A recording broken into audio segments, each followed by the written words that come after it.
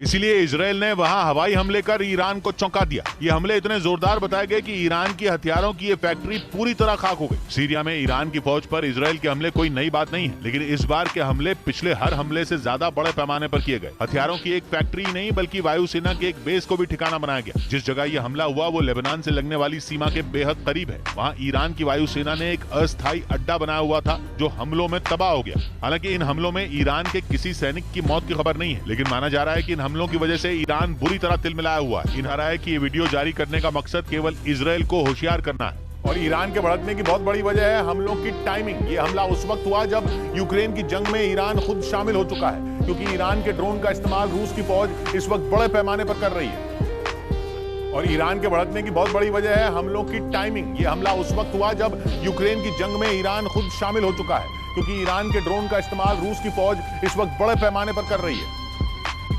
जबकि अमेरिका और यूरोप को ये बात कतई रास नहीं आ रही। ईरान अब भी इस बात से इनकार कर रहा है कि उसके बनाए ड्रोन का इस्तेमाल रूस की फौज कर रही है। ईरान पर लगे सख्त आर्थिक प्रतिबंध उसे हथियार बेचने की इजाजत नहीं देते। यहाँ तक कि संयुक्त राष्ट्र के सदस्य देश ईरान से हथियार खरीद भी नहीं सकते।